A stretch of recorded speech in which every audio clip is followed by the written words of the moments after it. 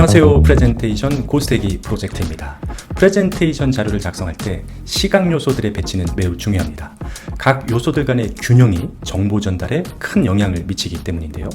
오늘은 한 가지 실습 예제를 통해서 초급, 중급, 그리고 상급 수준으로 프레젠테이션 슬라이드가 어떻게 발전되는지 살펴보겠습니다.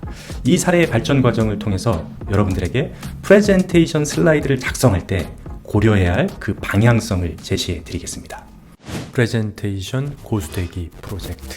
프레젠테이션 자료를 만들 때 자주 활용되는 두 가지 시각 요소죠. 이미지와 텍스트, 이 두 요소를 조합해서 슬라이드 제작 과정을 보여드리겠습니다. 오늘 실습에 사용될 내용입니다. 어떤 업종이든 시간이 흐를수록 1, 2위 업체가 시장을 주도하고 3등 이하는 군소 브랜드로 전락한다고 말하면서 위기감을 줘야 하는 슬라이드죠.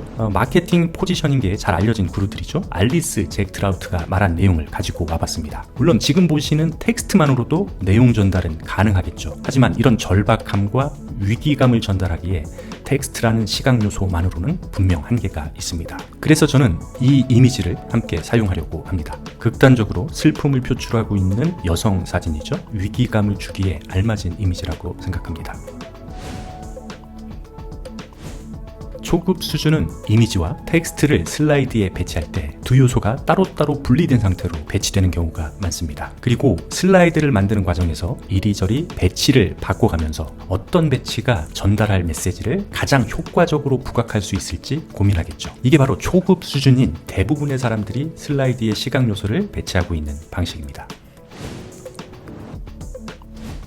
지금 여러분이 보고 계신 이 사각형 배열 좀 낯설게 느껴지시죠? 이것은 그리드 시스템이라고 하는데요. 그리드 시스템을 이용하면 매우 효과적인 시각 요소 배치가 가능해집니다. 현재 여러분들에게 보여드리는 이 그리드는 제가 직접 만들어 사용하는 여러 그리드 중에 하나입니다.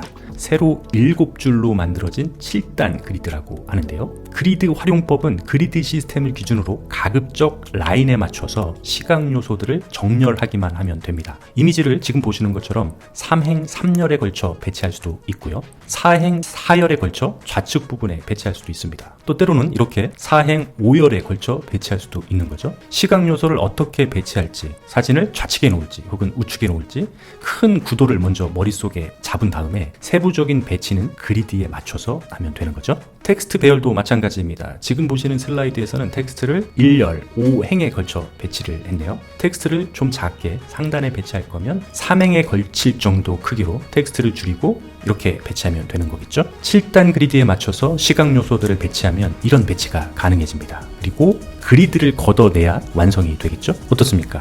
그리드를 사용해서 배치하니까 기초 수준 슬라이드보다는 훨씬 밸런스가 더 좋아졌습니다. 마지막으로 전문가 수준의 슬라이드입니다. 먼저 이미지와 텍스트를 활용해서 전문가 수준의 슬라이드를 만들기 위해서는 지켜야 할 몇 가지 원칙이 있습니다. 첫 번째 원칙은 이미지를 가급적 크게 활용하라는 것이고, 두 번째 원칙은 크게 키운 이미지를 3분할 구도에 맞춰 활용하라는 것입니다. 이미지를 크게 키우라는 건 알겠는데 3분할 구도라는 말은 좀 생소하시죠? 이게 바로 3분할 구도입니다. 카메라나 핸드폰으로 우리가 사진 촬영을 할 때 이런 가이드라인을 자주 보셨을 겁니다. 3분할 구도에 가로와 세로가 만나는 이 접점들을 파워포인트라고 하고요. 의도적으로 이미지에서 강조하고 싶은 곳이나 피사체에서 중요한 부분을 파워포인트에 위치시키면 그곳이 부각되면서 이미지에 임팩트가 생기는 거죠. 지금 보시는 사진은 반지를 세공하고 있는 부분이 중요하다고 판단돼서 파워포인트 부분에 위치시켰습니다. 그랬더니 사진 전체의 밸런스까지도 향상된 느낌입니다. 그럼 이 두 가지 원칙을 적용해서 슬라이드를 만들어 보겠습니다. 먼저 첫 번째 원칙에 의거해서 이미지를 크게 키워서 풀 사이즈로 배치해 보겠습니다. 이미지를 크게 키웠는데도 원본 사진 비율이 4:3 사이즈라 16:9 슬라이드 화면에는 딱 맞지가 않습니다. 자, 이럴 때는 어떻게 해야 할까요? PPT 최적의 이미지 활용법이라는 영상에서 제가 이미지 키우는 방법들을 다양하게 말씀드린 적이 있는데요. 자, 일단 이미지를 풀 사이즈 이미지로 만들어내기 위해서 이런 두 개의 박스를 치고요.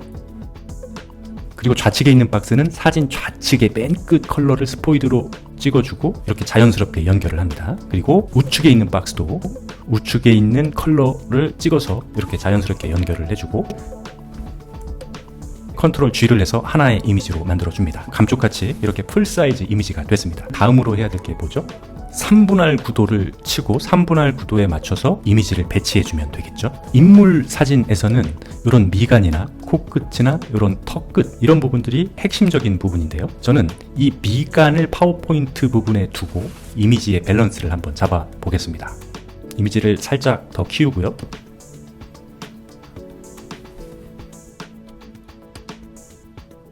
자, 이렇게 3분할 구도에 맞춰서 이미지를 한번 정제했고요. 자, 그리고 나서 텍스트를 얹혀야 하는데요. 텍스트를 얹을 때도 주관적인 감각에 의해서 막 얹히는 게 아니고 그리드 시스템을 이용해서 텍스트를 배치해 보겠습니다. 7단 그리드를 얹고요. 7단 그리드의 기준에 맞춰서 텍스트들을 배치를 합니다. 텍스트를 어디에 배치할지는 본인이 결정을 하는 거겠죠. 이런 컬러도 삽입을 하고요. 그리드를 거둔 상태가 완성이겠죠. 그리드를 거두면 이런 슬라이드가 나오는 거죠. 앞서 보셨던 기초 슬라이드나 혹은 중급 슬라이드에 비해서 훨씬 더 내용이나 의미 전달도 잘 되고 임팩트도 있는 것 같습니다.